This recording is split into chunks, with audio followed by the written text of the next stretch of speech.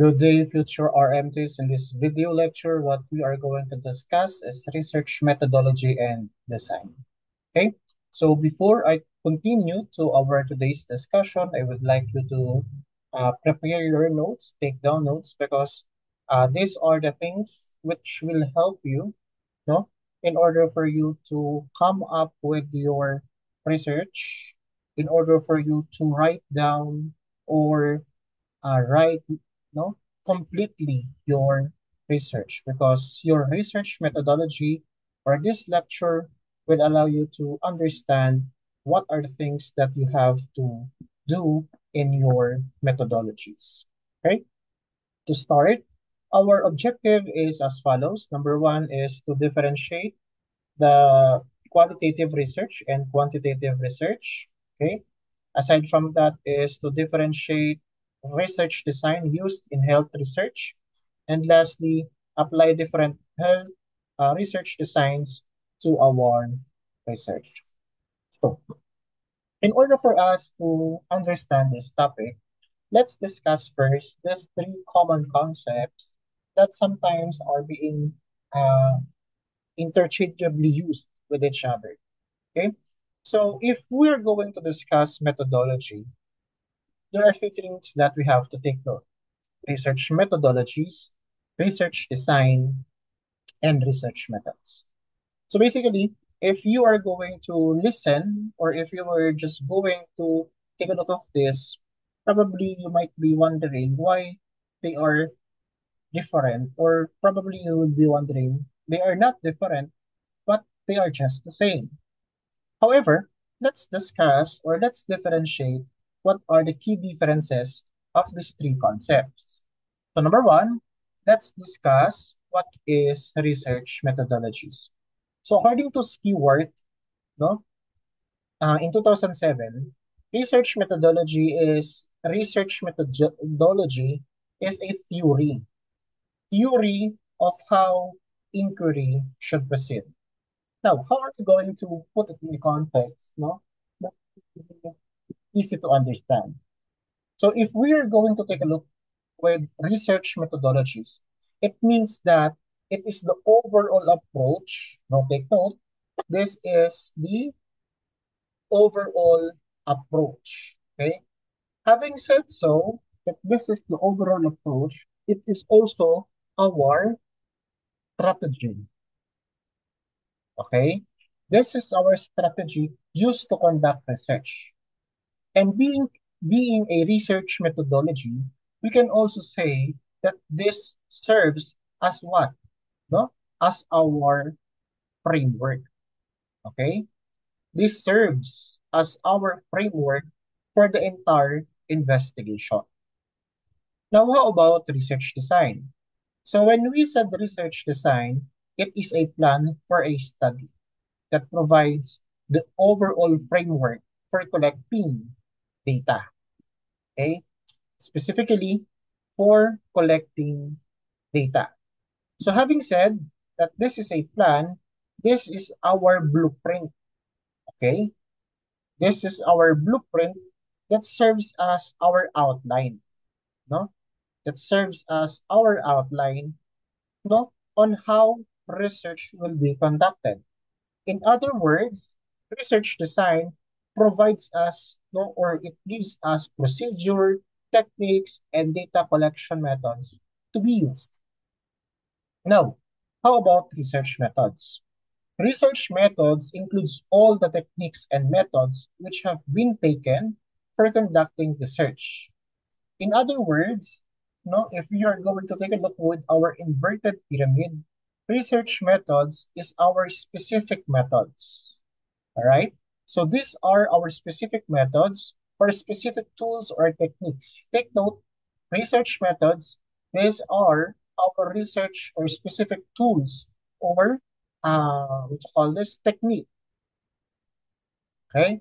These are our research tool or technique, no, that we can be used to analyze data. Take note, to analyze data. Okay? It is, therefore, a component of what we call research design. Now, in order for you to deeply understand what I am trying to say, no, let's have an example. For example, our research is we would like to study, no, studying the effects or the effectiveness of new teaching method. Okay, our research methodology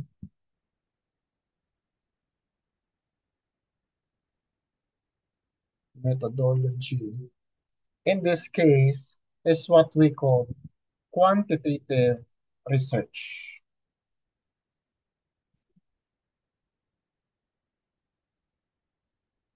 Okay.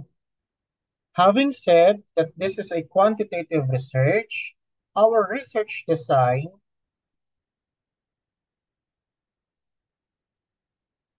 is experimental.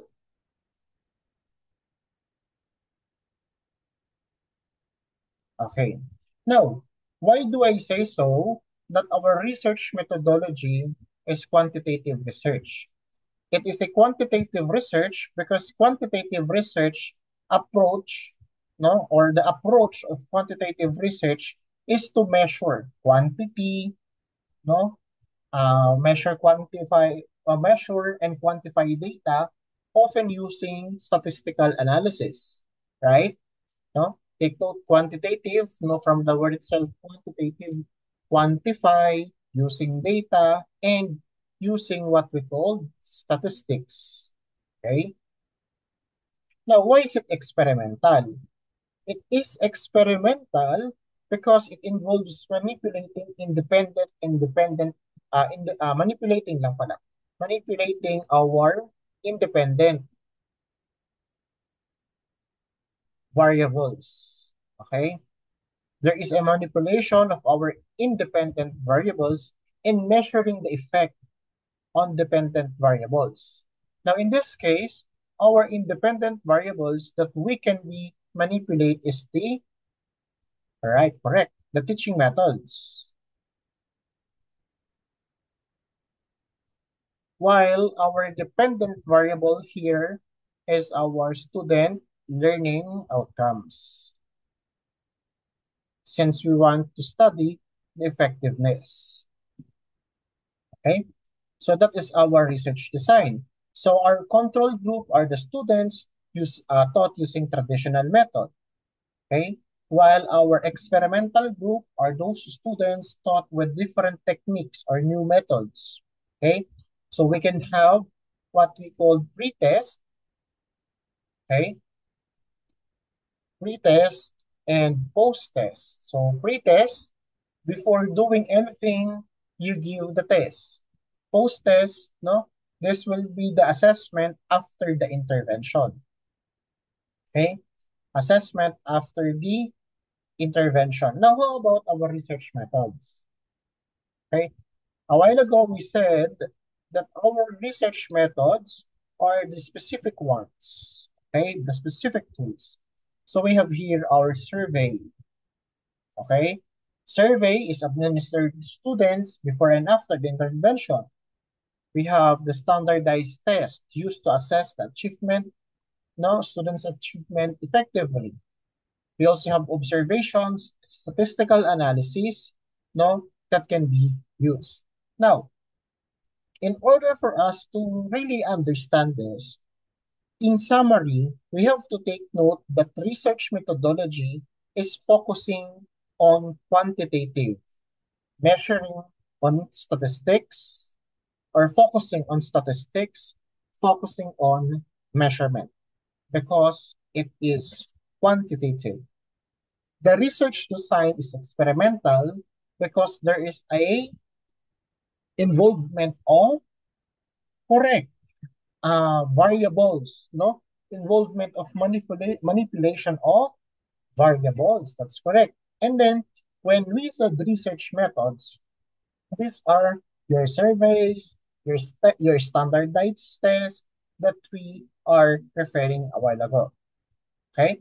So this is how you should be able to understand the differences between research methodology, research design, and research methods. Okay? So again, when we say research methodology, it focuses on how the data is collected. Research design, what plan or structure will guide the research.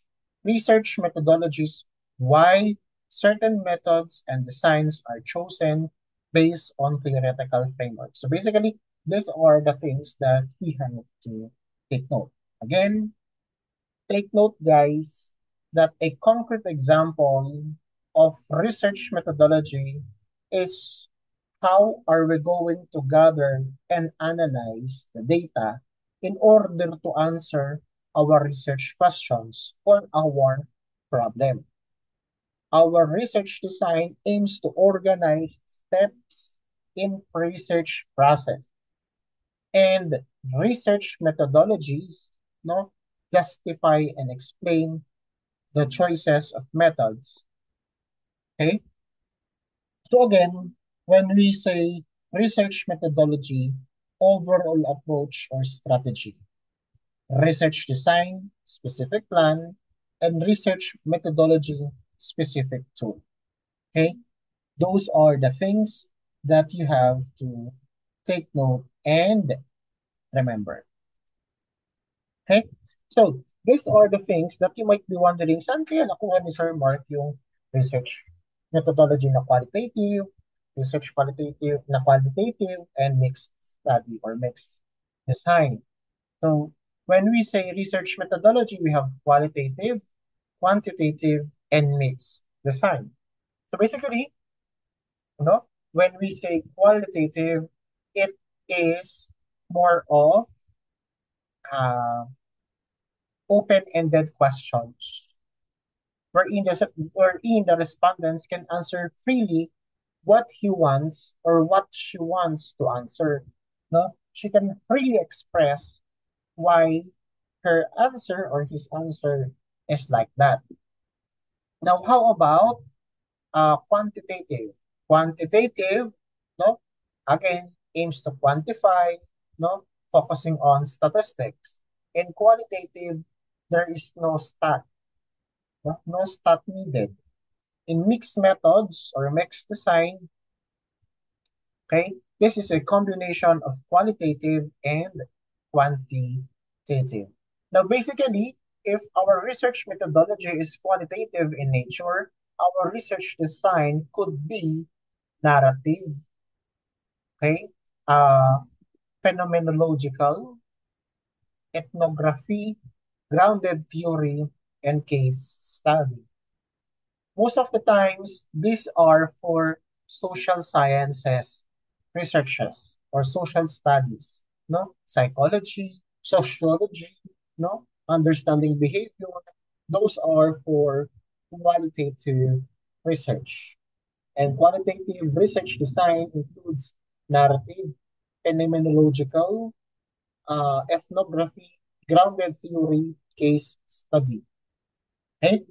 Uh, while research design for quantitative includes descriptive and experimental, in which you are all familiar with. While mixed studies or mixed methods, no, combination of quali and quanti, we have convergent, explanatory sequential, exploratory sequential, embedded mixed methods. Okay? So for qualitative research methodology, these are the methodologies or methods that you can use. Okay?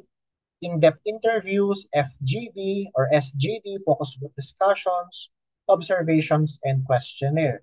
But again, this questionnaire are not similar to survey because again, the questionnaire that you are going to use, no, in qualitative is open-ended. All right. Now, how about for descriptive experimental research method?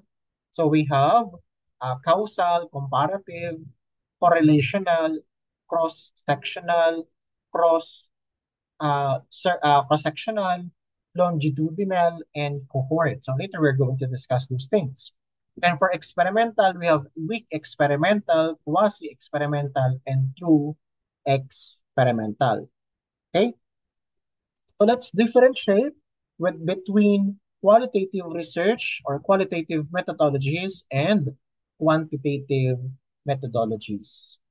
Okay? So traditionally, research methodologies are broad classified into qualitative and quantitative, thereby creating a huge divide amongst researchers, especially in social science, because like what I've said, most of social sciences researchers are all qualitative.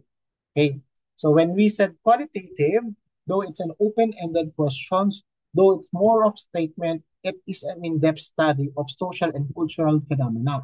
Why? Because the respondents can freely express why his answer is like that. Unlike in quantitative, you have always, sometimes never, but you don't have the real explanation or you don't have a concrete explanation why their answers is like that. All right? Another more, no? According to Miles and Huberman, maintained that qualitative research focuses on in-depth examination of research issues. Why? Because again, no, you are expounding, no, or the participants can freely expound his or her answer. Therefore, you can freely express, no, the respondents can freely express what really or what they really want to say. In other words, na kumbaga na-scrutinize natin ang husay. Why is it like that? While Horizon in 2001 says that quantitative provide broad understanding. Why? Halimbawa, di ba? I keep on telling you that in quantitative research, no, numbers couldn't speak for themselves. Because numbers, let's say for example, 4.34 or 3.54 weighted mean cannot say I am 3.4 because of like this. You are making assumptions, you are making analysis, you are concluding why 3.4 based on your understanding as a researcher, based on how you understand your data. While in qualitative, no, you are, yes, you are interpreting also the statement of your respondents, but it is strongly justified. There is an in-depth inquiry. Okay? So when we say qualitative research methodology, it is highly subjective. Why is it highly subjective? Later, we'll discuss, no? Highly subjective kasi nga, sige, kayo na, bakit? Gusto ko ngayon eh, bakit ba? It is highly subjective because the respondents are answering based on their experiences, based on what they feel, based on what they want to say. Okay? Understanding of feelings, impressions, and viewpoints. That's why, viewpoints rather. That's why it is highly subjective, depending on what the respondents are saying. That's why in qualitative research, you don't need 300 respondents, you don't need 500 respondents. In qualitative research, you're actually good, no? 225 to 30 respondents. Why? Because if you have reached already a saturation point, no? We have what we call saturation point. And what do we mean by saturation point? No? When we say saturation point, it is the time wherein all of your respondents are actually saying the same thing. Let's say, for example, tinanong mo sila, why there is a corruption in the Philippines? Your eight, no? Nakandun ka na sa iyong pang-eight respondents. Pag sinabi ng pang-eight mong respondents, kaya may corruption kasi Filipinos are not well educated in terms of who they are going to vote and the background or the educational background or attainment of the candidates. No? Nag-interview ka ng pangalawa, ng pang-ninth ng respondents, nung tinanong mo yung same question, her answer is basically the same. Though it's different in text uh in statement, but the thought is just the same. So nag-interview ko, panatingnan mo kung may same answer pa din, and they have the same answer, we have already reached the saturation. Okay? So that is for qualitative research. That's why you don't need to get the whole population. No? It is concerned with qualitative phenomena relating to or involving quality or kind. There is a trend to produce data that are stated in prose or textual forms. Okay. So for example, you would like to explore students' experiences with online learning. Okay? Ano ba yung nararanasan ng mga students like you? Probably, while you are listening to me at 21.29 minutes, no, of having my lecture on the eighth slide of this presentation, you might be wondering or you might be bored already. That's why as much as possible, I'm trying to communicate with you, even though we are not, ano, face to face. Okay? So sa oras na ito, sana hindi ka pa inaantok kasi medyo mahaba pa ito. Okay. So going back to our business, you would like to explore why students' experiences on online learning. So what could be the questions that we can ask? How do students perceive the effectiveness and challenges of online learning compared to traditional face-to-face instruction? So what could be our research methodology?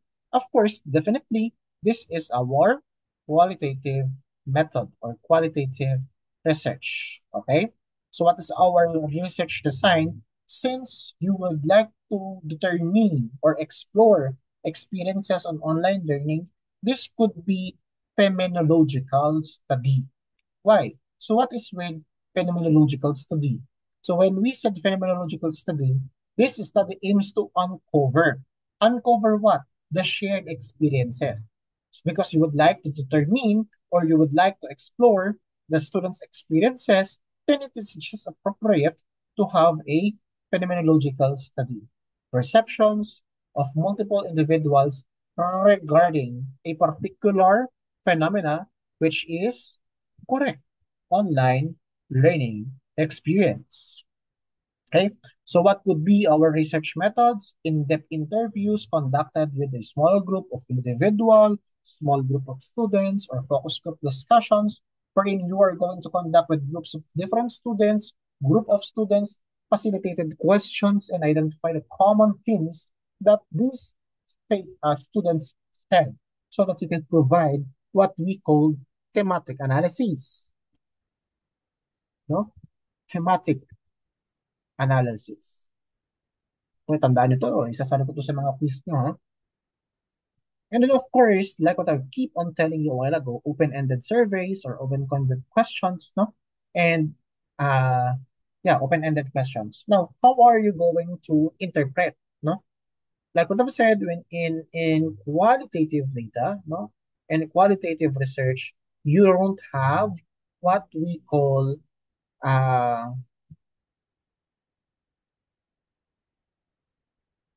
you don't have what we call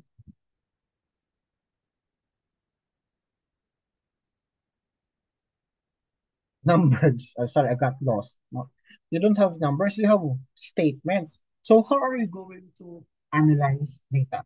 So take note, guys, in data analysis. Ako, sana nakikinig pa din kayo kasi ah wala ito ay sinusulat ko, no? In data analysis for qualitative research, sasali ko to sa quiz. Eh, pag mabababa yung scores ko sa quiz, ibig sabihin hindi nito pinakinggan. For qualitative data analysis, the first type of analysis or most commonly type is what we call thematic analysis. So what do we mean by thematic analysis? So when we say thematic analysis, it is used to identify recurring themes and patterns within the data. Okay? Number two, we have what we call narrative analysis. So when we said narrative analysis, it is used to examine stories and experiences shared by the participants. Hi. Now, what are the expected outcomes of this data analysis? So we will be able to have a rich descriptions of students' experiences, both with online learning and um, both experiences, whether it's a positive or negative impact or negative aspects. No? There will be identification of themes like what we are going to say and thematic analysis, no? Related to the effectiveness, challenges, and preferences on online learning. Insights. No? These are the data that you can use for our data analysis in quantitative or qualitative research. Now, what are the characteristics of quantitative data? So there are the things that you have to take note. These are the things that you have to take note. So we're going to explain this, and I will try my very best to explain this in a very simple way kasi medyo makakaba yan. Number one, take note, my dear students, that qualitative data is neutral in setting. You don't need to uh, be biased. No? When you are collecting data, no, qualitative researchers often collect data in a field and site where participants experience the issue or problems under the study. Therefore, you don't need to bring individuals into the lab. Therefore, you don't need no send out instruments for individual to complete such survey. Instead, you are collecting or gathering information by talking, by directly communicating to the people within the context of the study. There is a face-to-face interaction might occur. That's why when you are interviewing, no, when you are interviewing your respondents, you must be neutral. You must be not in biased. No? Next, researchers as key instrument. Why? Why researchers are the key instrument? Because again, you are collecting data. No? You are collecting data through examining documents. You are collecting data through observation of your respondents. You are collecting data by interviewing your participants. Therefore, the use of instrument, no, the use of the instrument designed by the researcher should be again open-ended questions. Open-ended questions. No? Open-ended questions. They don't need to use questionnaire or instruments developed by researcher na merong Likert scale. No? Next, involves multiple methods. So like what I've said a while ago, no? Pwedeng in data, pwedeng focus group, pwedeng interview, no? Pwedeng observations, no? It depends on how are you going to collect the data. Next, complex reasoning. Why is it a complex reasoning? Through inductive and deductive logic. So I don't know if you have logic classes, no? But that's one of my favorite classes or favorite courses when I was in college. Logic, most especially inductive and deductive reasoning. Now, what do we mean by that? Why do we say so that qualitative data or qualitative research complex or requires complex reasoning? Again, qualitative researchers build their patterns, categories, and themes bottom up by organizing the data. Okay? In organizing data inductively into increasingly more abstract units of information. Thus, inductive process involves the researcher, no, working back and forth between the themes database until establish a comprehensive set of what we call themes. Okay. Next, focuses on participants' multiple perspectives and meanings. Why? Because the entire qualitative research process or in the entire qualitative research process, you as a researcher keep on focus on learning the meaning that the participant hold about a certain problem or issue. Therefore, the meaning that there is in the meaning, no, is that the researcher bring into the research or writers from what we call literature. Another characteristic of qualitative research is context dependent. Why is it context dependent? Context dependent because the research is situated within the context or what we call setting of participants or site. Therefore, in order for us to report the setting in which the problem is being studied, you as a researcher must be able to seek an understanding of what we call contextual features, no, and influence on participants' experiences. Okay, so what else? Emergent. So why is it emergent? My dear students, take note. Research design is or research qualitative research is emergent, no?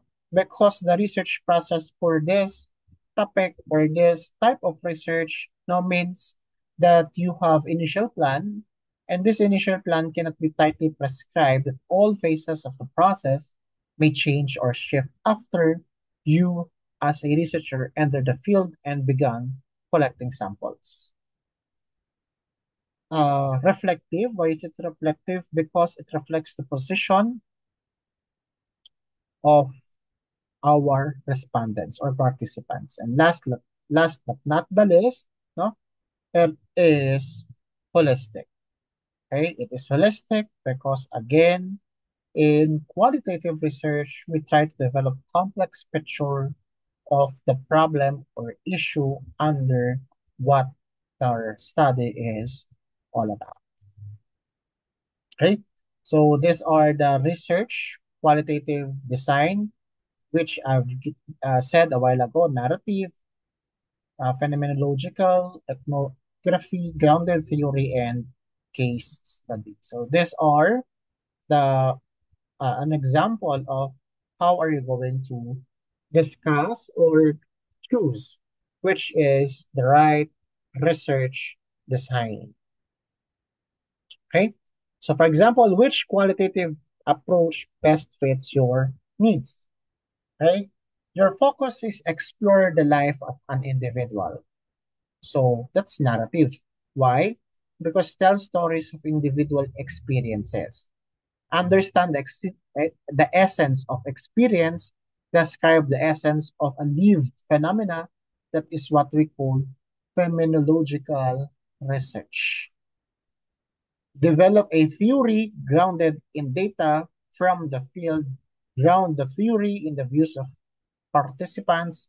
That is your grounded theory. Usually, dito tayo nagfo-fall sa phenomenological and narrative. Describe and interpret a culture sharing group, no? Describe and interpret the shared patterns of culture of group. That is your ethnography. Let's say, for example, you would like to study why a certain tribe of Mangyans, no, let's say for example lang naman po ito, no? Why a certain group of Mangyans would not want to have their laboratory test done. Okay? Probably you understand that is their culture. So you would like to interpret why their culture is like that. So you go to ethnographic research. All right. So develop in-depth description and analysis of a cases or multiple cases. So you would want to provide an in-depth understanding of case or cases. Definitely, that is your case study research. Okay. So again, qualitative research design narrative, also known as bibliography or biography, no? Uh, Emphasis on lived experience. So, mahaba yan, kayo nang bahala magbasa niyan, pero I'll try to explain this, no? Again, qualitative research design narrative emphasizes on lived experiences. Therefore, narrative research seeks to gain deep insight into a subjective personal experiences, no, of individual. But it is not about finding a single objective truth, but about understanding how a person interprets and gives meanings of their own life. Okay? We have to remember that the co-construction of meaning. So what do we mean of that? So co-construction of meaning, the research process often known as a collaborative one between the researcher and the participant. Okay? Therefore, the participant in co-construction tells the story and the researchers through their listening and questions help to shape the clarify the meaning of that story. And narrative also focuses on why and how. Why? No, why and how. Narrative inquiry, no, is an excellent approach for us to understand or answer the questions why and how. So, pag sinagot mo, bawa, which is more painful, the love that ended or the love that never began?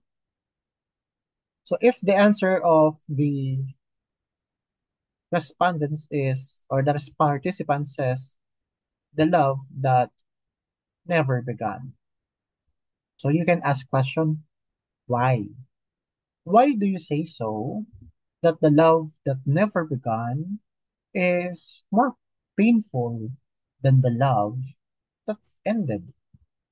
And the respondent says, because the love that ended, you had the opportunity to be loved or to love someone. It just so happened that you have to end the relationship probably because of something or some reasons that the two lovers arrive to end the situation. But you were given the chance to be loved and to feel how to love. Unlike in uh, love that never started, because you keep on assuming and hoping that someday, sooner or later, you will be loved by the person you love. Okay, so from that statement, you should be able to write it and then understand, okay, oo nga naman.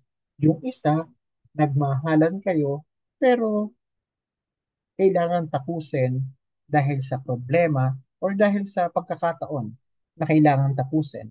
Pero yung isa, umasa ka na mahalin, umasa ka na magmahal, pero mas masakit yun kasi in the end, hindi siya nagkatotoo. So, those statements, no?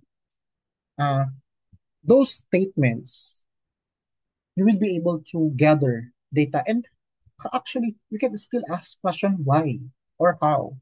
How painful it is to to be to experience love that never started. So, sasagot ulit ang participant no. Okay?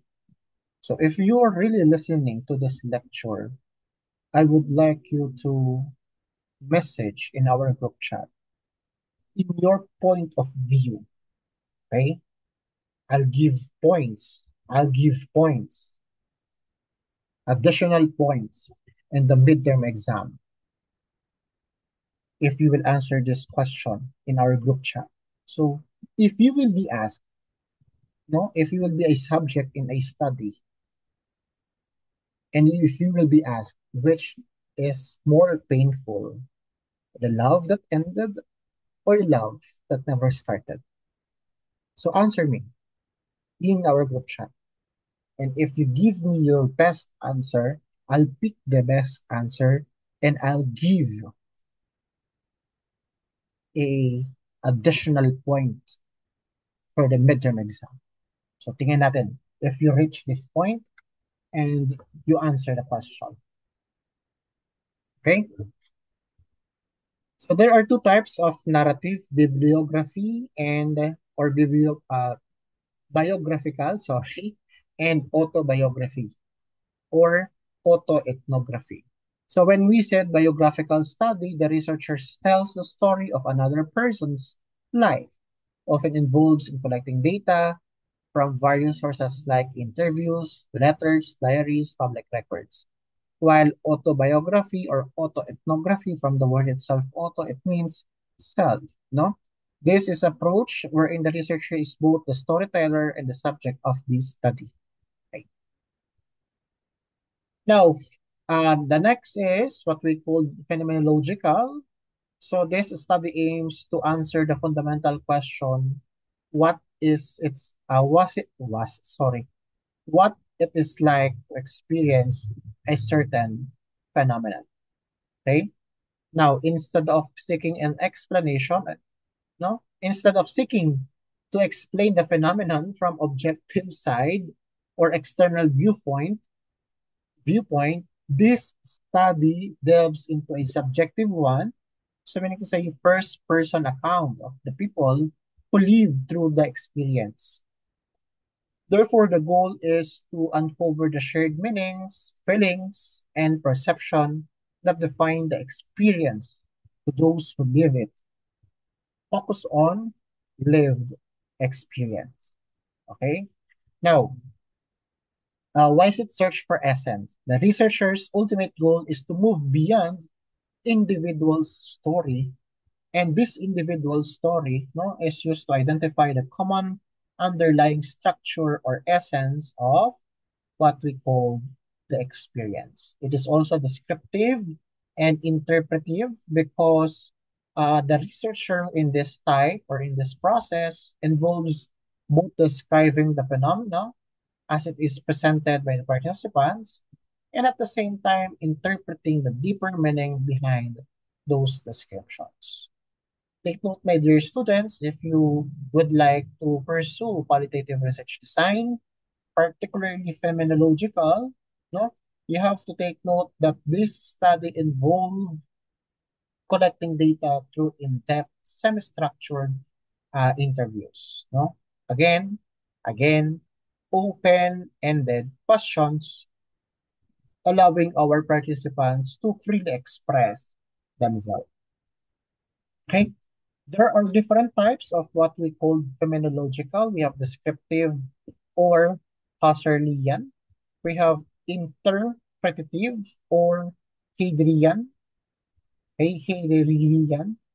We have interpretative analysis or interpretative phenomenological analysis or IEA.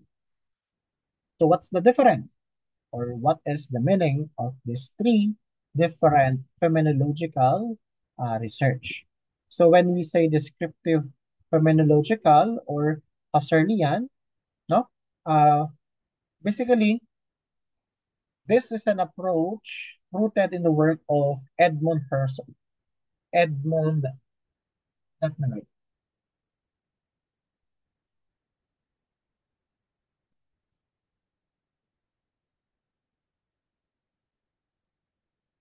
okay?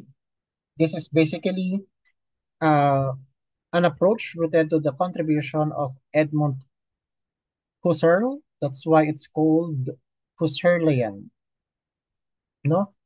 That aims to, wait lang, I got lost. That aims for a pure description of lived experiences, no, of the participants. Therefore, the role of the researcher in descriptive phenomenological is to accurately reflect the participants' sorry, reality without adding their own interpretation. Now, how about interpretative? This is based on uh, philosophies of Martin Heidegger. May isama pala ito sa quiz para alam ko talaga kung nag-aral kayo or pinakinggan niyo ako. Okay? This is based on the contribution of Martin Heidegger. No? And this approach is all about experience as inherently interwoven in the interpretation. Therefore, interpretative phenomenological design, no, acknowledges that the research own background and understanding are part of the interpretation of the statement. And lastly, we have your IPA or interpretative phenomenological analysis, which is widely used. Why? Because this is specific. Why? Because it focuses on how particular individual makes sense of a significant personal experience. Therefore, IPA is more concerned with the detailed, no, with the detailed with the details or detailed nature of participants' story. In other words, the essence or finding the universal essence. Now, how about ethnography? So again, this qualitative research involves systematic study of particular group, culture, and community in natural environment. Halimbawa, gusto mong pag-aralan, bakit dito sa Pilipinas talamak ang korupsyon? Hindi na yan phenomenological, ethnographic na yan, particular kultura na yan dito sa Pilipinas. Bakit yung mga Filipino kailangan lagi ng palakasan system? No, that is rooted in our sociology. Okay, that's one of again also another my favorite subject, no, sociology, because it understand no or it gives us a perspective of microanalysis and macroanalysis and understanding why people behave like that. It does not only about people but also the culture, sociology, no, culture, community phenomena, social phenomena within a larger society, marketing, no. Uh, Gain a deeper understanding of consumer behavior and cultural context. So, halimbawa, why you Filipinos or why us Filipinos wants to have iPhone? If you change iPhone or if you are using iPhone, what is the reason or why you choose iPhone as compared to Android? That's understanding. No, that is marketing because we are understanding the consumer behavior. Because if you are going to take a look with iPhone, ano ba yung meron kay iPhone na wala kay Android? Sa iPhone, may sariling what? OS. iOS, di ba? Yung Android, Android. And this OS is shared among different users or different Android users, while in iPhone, exclusive. Something like that. Healthcare. Uh, to study patients' experiences, professional cultures in hospital, no? Bakit yung mga medtech at saka nurses lagi nag-aaway? More of ethnographic yan, no? Kung gusto mong pag-aralan. How digital tools or the digital health tools are used in practice. Ethnography because culture or not or yeah, culture. So for grounded theory, this is already at 48 minutes of discussion. Mind you guys, we are just on the 17th slide. That's why I'm trying to make it fast as much as I can. Okay. For qualitative research design, I'm sorry, for grounded theory, no? This is a qualitative research that focuses on generating theory from the data. Okay. So this method was developed by Barney Glasser and Ansam Stratus. So take note in 1960s, and it is an iterative process, meaning the data that meaning the data that we collected, no, and analyze happen simultaneously with the cycle. Therefore, in grounded theory, okay, you as a researcher continuously refine understanding and shape the next steps for new insights and emerge. For case study, the core purpose of this is to approach, the core purpose of this approach is to gain rich, holistic, no, nuanced understanding. Okay? Realistic, holistic understanding of real world context. Okay? So these are the table that I explained a while ago. So this is just a summary. I'm leaving it to you. Now, how about research methods and data tools for qualitative? Kanina yung pinag-usapan natin yung mga design, no? Ito naman yung methods. Okay? Kapag sinabi nating in-depth interview, okay, from the word itself, in-depth, it is rich, no, in-depth data, exploring perspective, and understanding experiences. Now, take note, your role here as a researcher is active listener, facilitator, and interpreter. Okay? Therefore, an in-depth interview, so these are the things that you have to remember. In an in-depth interview, no, you have to build a rapport. No? Rapport is established between interviewer and interviewee. Not only physical distance between them, no, the social, cultural barriers is also removed.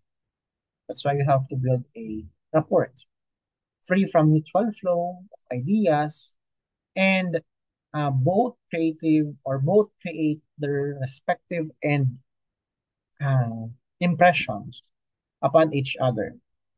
A two-way method which permits an exchanges of idea and information.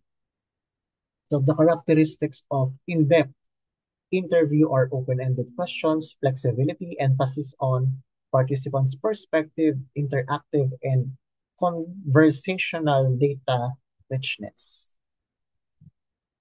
Okay?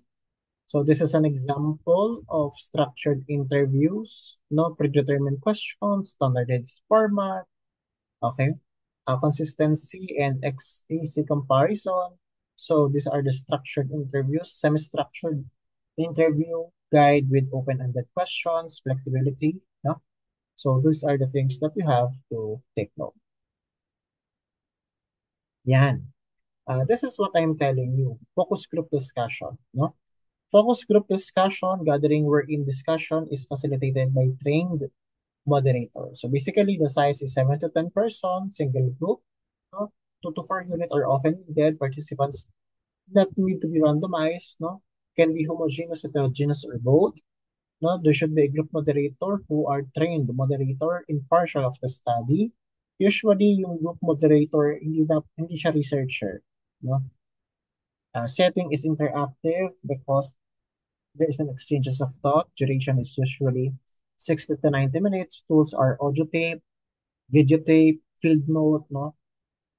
And verbatim transcription. I have once done FGDs during my master's degree uh, research or thesis. So these are the advantage and disadvantages. Okay.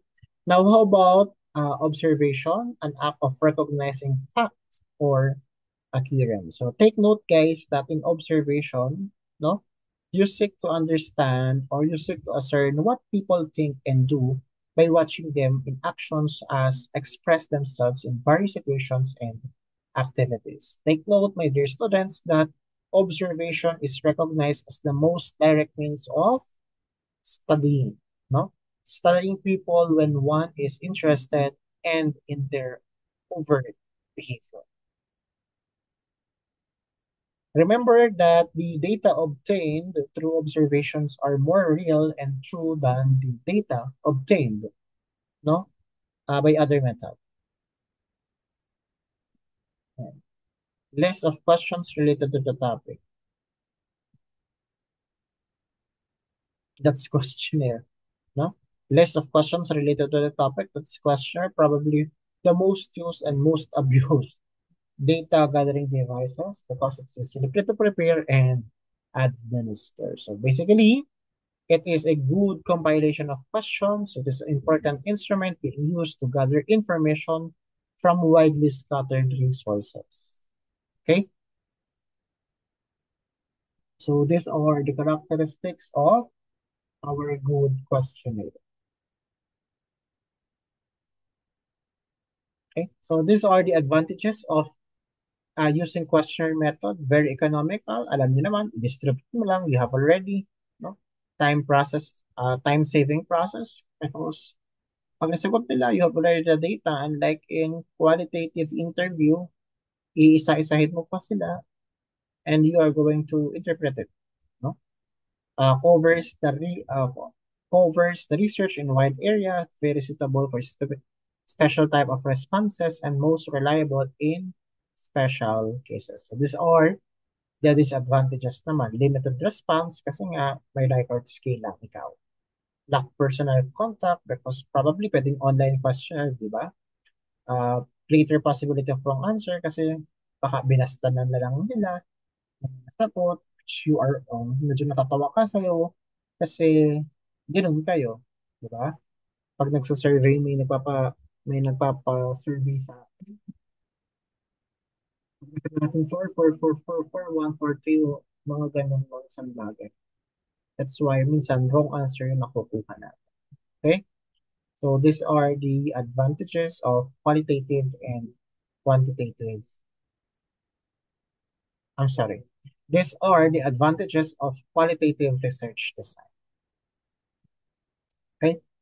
So this is how are we going to explore or how are we going to use our uh, qualitative research design. So the issue, entry and organizational access. So that's correct because you have to ensure the trustworthiness of all data collected. Procedure of observation kasi nga medyo subjective po ito. The dynamics between interviewer and interviewee and the availability of documents and EV materials. Okay? I will cut here because it's already 57 minutes. So, stop ko po muna dito and then we'll proceed with another video lecture.